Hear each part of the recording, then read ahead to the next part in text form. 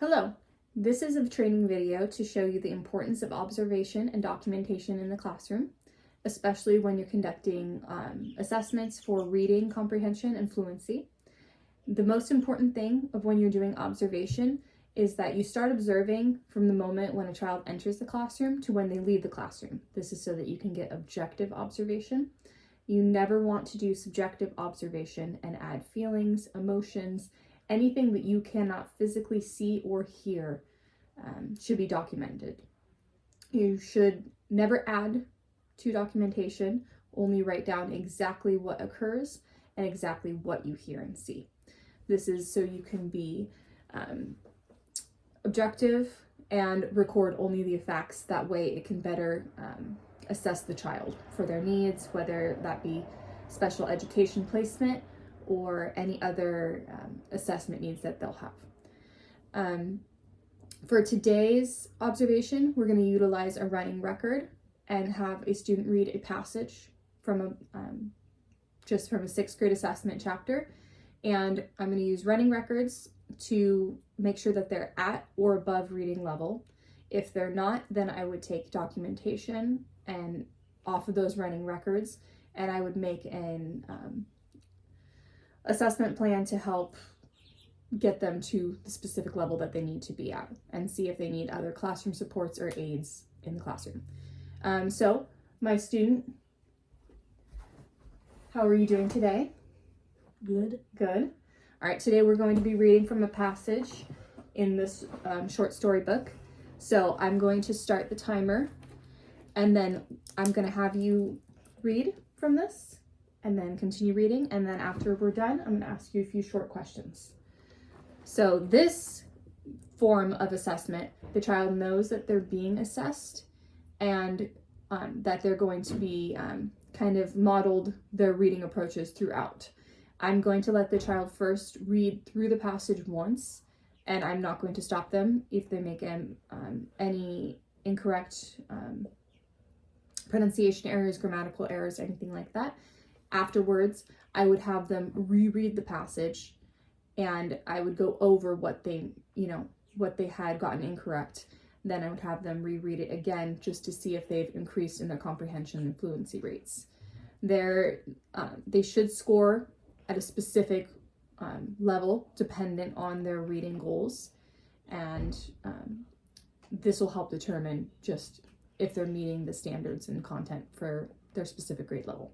All right, go ahead. You may start reading. I believe in what I learned at the grocery store.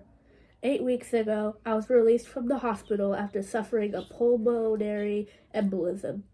I had just finished a tour, and a week after returning home, severe chest pain and terrible breathlessness landed me in the ER.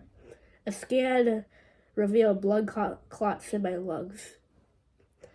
Everyone told me how lucky I was.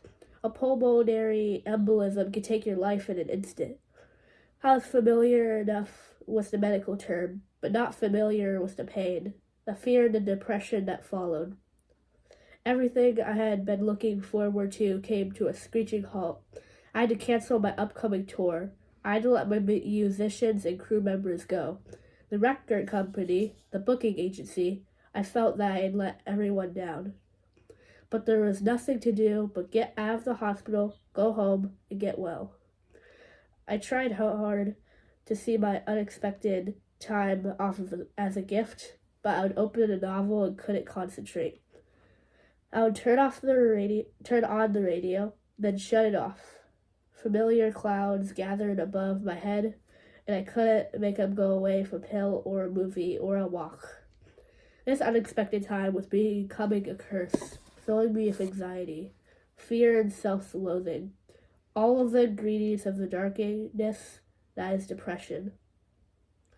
Sometimes it's the smile of a stranger that helps. Sometimes it's a phone call from a long-absent friend checking on you. I found my lifeline at the grocery store. One morning, the young man who rang up my groceries and asked me if I wanted paper or plastic also told me to enjoy the rest of my day. I looked at him. I knew he meant it.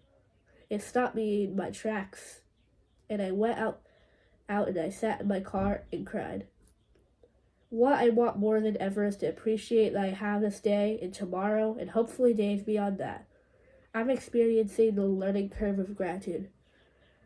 I don't want to say, have a nice day, like a robot. I don't want to get mad at the elderly driver in front of me. I don't want to go crazy while my internet access is all messed up. I don't want to be jealous of someone else's success. You could say that this litany of sins indicates that I don't want to be human. The learning curve of gratitude, however, is showing me exactly how human I am. I don't know if my doctors will ever be able to give me the precise reason why I had a life-threatening illness. I do know that the young man in the grocery store reminded me that every day is all there is, and that's my belief.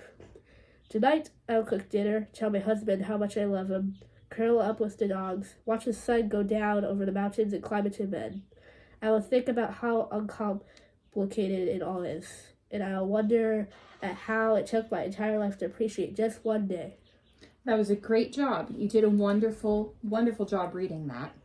And now, at this point, you would have the student you would go over any mistakes that the student made in grammatical errors or fluency, and you would go over vocabulary that they didn't understand or any topic. So if you're teaching math, if there was a specific concept that they weren't grasping, that's when you would have them go over it. Based on the running records for this student, they're reading at above grade level because this was an 8th grade story and they were in 5th grade. So they're reading clear above grade level based on the few mistakes that they made. I would recommend, that's when you would recommend if they go into any other advanced placement, if they continue to score at these. And the most important part of observation and documentation is that you're precise and clear in what the expectations and the goals are for the student. You don't want to be vague and kind of give them just oh, you could do this. You want to be very clear in what it is that you're testing or assessing. And that's when you're doing more of a formal assessment or a formative assessment in like a form of a test or these kinds of records. You can also do just clear observations in group settings. That's seeing how well the child plays with other students or just engages in social and emotional aspects. This is purely for an academic observation, but there are other forms of observation that you can do, such as checklists. You can even do observations and work samples, which you could present at parent-teacher conferences and all of that. It's important to observe each student as an individual, but also to observe them also as how they function in the group setting. And yeah, that's basically everything for this form of observation. And I hope this helped a little bit. Thank you.